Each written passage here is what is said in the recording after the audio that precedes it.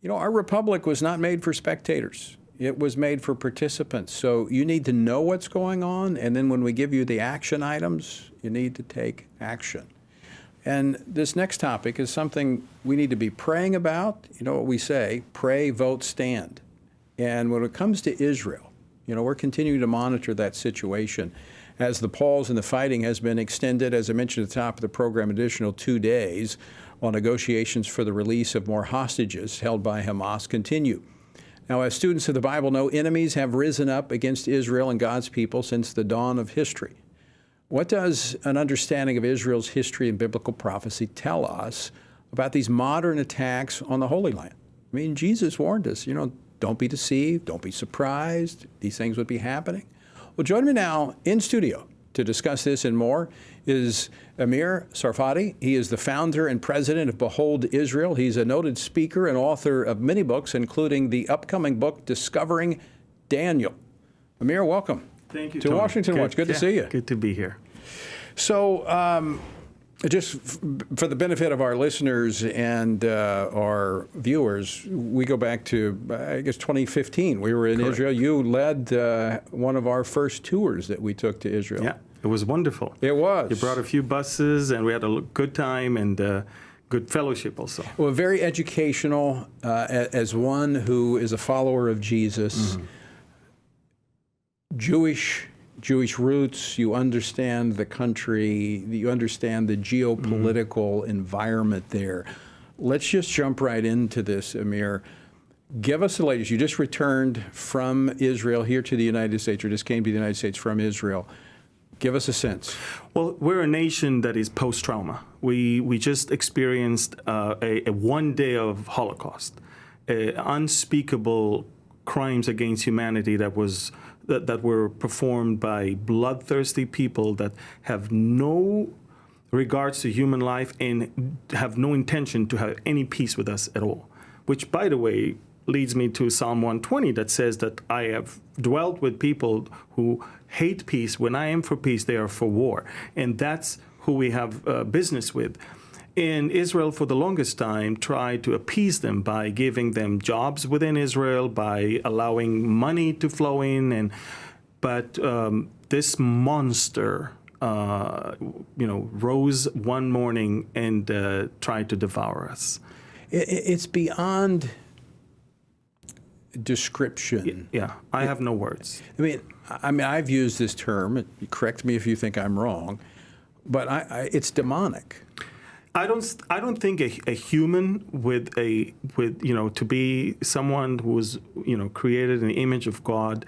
I don't see an ounce of the image of God in people that do stuff like that. Yeah. It is definitely it's almost under the control of something else. Absolutely. Because I was a police officer. I was in the military, but I've seen crime scenes. I've seen things, and what this. The depictions, the pictures I've seen, the stories, it's beyond what I believe humans could do to one another. And I think that's what the Israelis understand right now. We're facing something that is far above and beyond what we ever expected. This is not something we are willing to live next to. Nor should you have to. I know. Well, some people think we should. But Amir, let's talk about that, because now the sympathy is beginning. The media is fueling the sympathy for. And look, I pray for believers that might be in Gaza, and I don't want to see bloodshed. But I've been there. I've been to the border. I was there in 2014 when the attacks were taking place. I mean, I've seen the land. I know how indefensible it is under the best of circumstances. Exactly. And we're facing right now a battle between two things. One, we have the largest terror base on planet Earth. And in the north, we have the largest or the strongest terror organization on planet Earth. Right.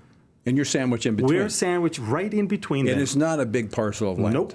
Nope. And we understand now, that was a wake-up call for us. Yes. We understand now that there is no way we can live like that even a day longer. Right. So we are doing what we should have done long ago, and we didn't because of pressure.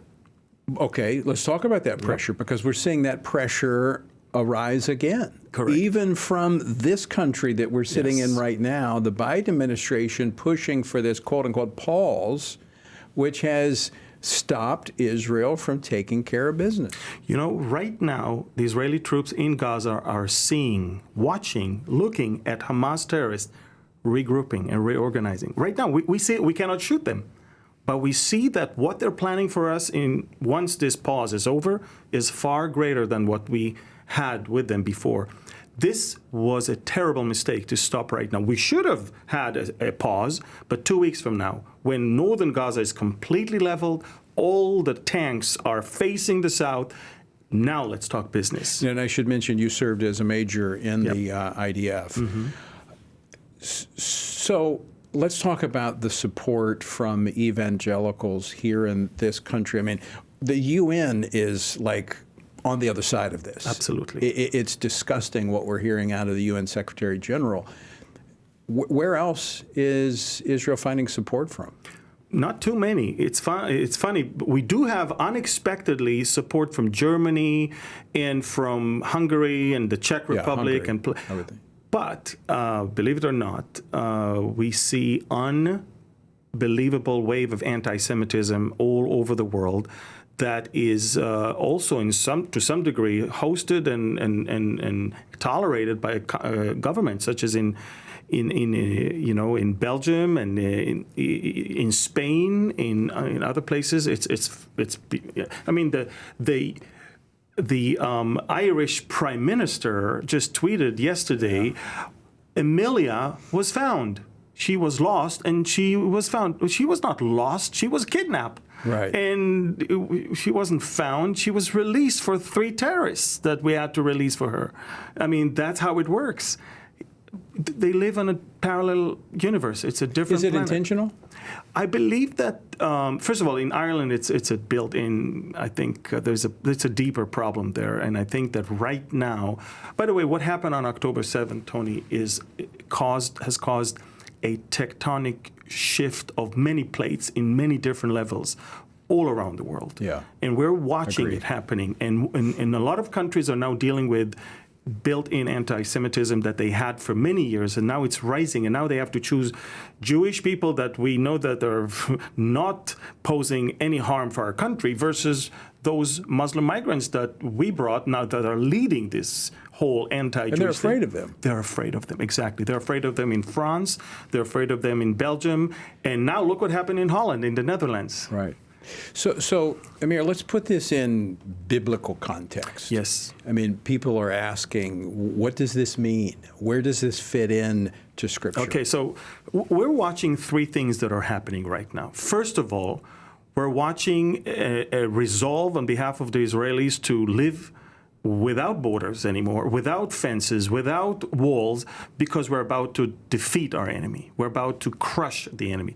It's something that we lived for years under the guise of the larger the wall is, the better the anti-missile defense system is, the better it is. No. We have to live without that enemy on the other side.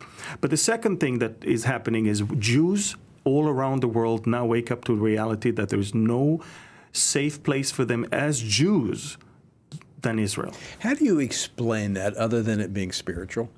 I can't explain that. But these Jews, in most of the countries where they were the leading liberal voices in America and in Western Europe. And right now they see that being liberal is not enough, being progressive is not enough. They hate me for being a Jew. Right. Which, if you look at that, is a very small population, relatively speaking, to the rest of the world.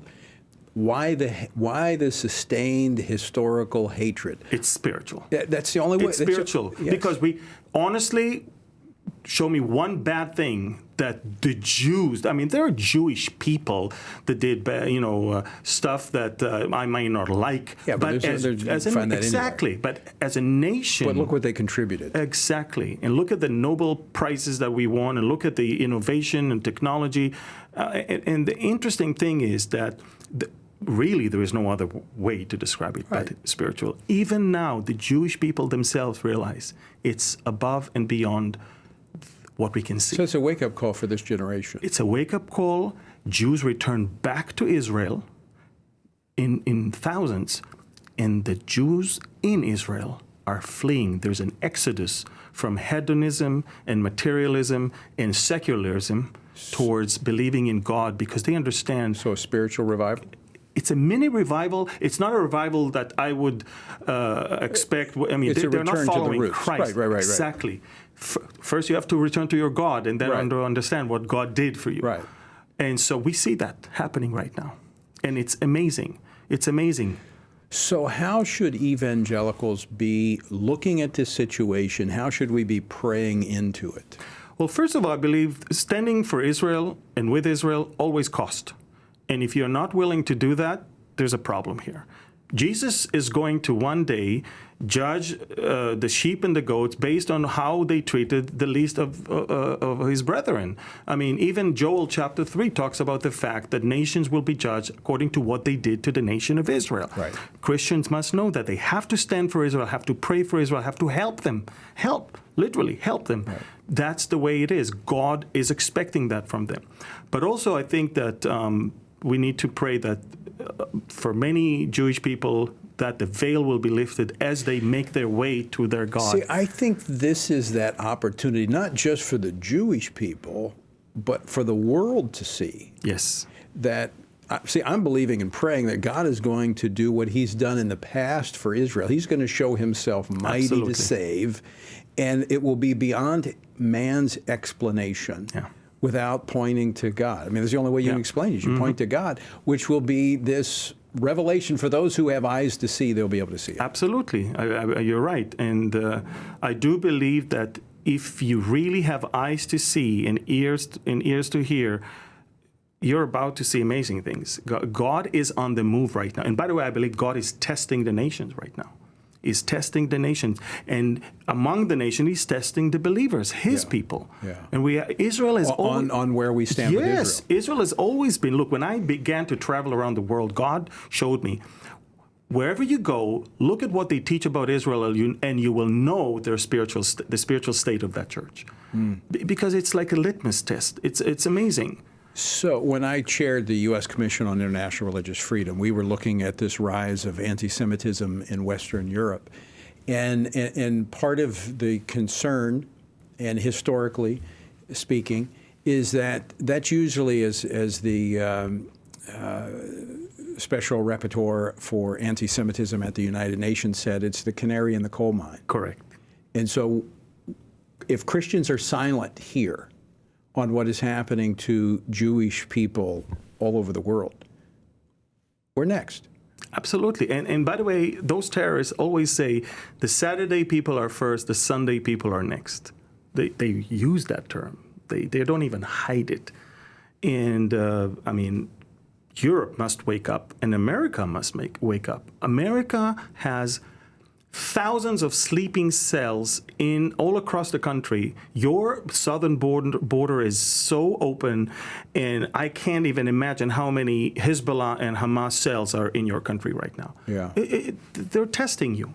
And look, they waited and waited and waited and deceived us and deceived the whole area that they're deterred and they're not going, and then boom, one day they strike. So was a part of it the political acrimony and division in Israel that opened the door for this, you think? Absolutely. They saw that they thought Israel is too weak to respond. The society is too divided. They lost their patriotism. They lost the sense of, giving your life to this country. That's what they thought. That's what. Yes. You sounds like you're describing America, though, too. Absolutely, because this is exactly what the whole world is experiencing, and America leads that. And I'm telling you, when they smell weakness, they strike. So we're positioned to be hit. I have no doubt. I've said that from day one. For me, when I came it wasn't 9/11, it was 9/9. I came to America. And I gave a teaching called Will There Be Peace? And I talked about the coming Islamic terrorism to America. Nobody bought the tape, don't worry. The next day I was in New York City, and I asked, what's going to happen if something hits those two buildings? Because I asked Pastor Lloyd Pulley from Calvary Yes, Chapel yeah, of right. I know Old Bridge, and the next day it happened. And because to me it was evident that they're just waiting for the right time to do it. If you have eyes, you can see. Absolutely. And I hope that Americans are going to wake up to understand that you are in a crisis right now, and you have to stand up, and you have to change this policy. And you know what you need to do in November. Amir, unfortunately, we're out of time. All We right. could spend the rest of the night talking. Very quickly, how can folks find out more about Behold Israel? Well, beholdisrael.org. We are on Telegram, Instagram, Facebook, and YouTube, Behold Israel. And again, go online to our website and you'll find the rest. And frequently with our mutual friend Jack Hibbs. Yes, out exactly. of Calvary Chapel, Chino You're right. Hills. Amir, thanks so much for Thank you, joining us Tony. today. Always great to see you, brother. You too.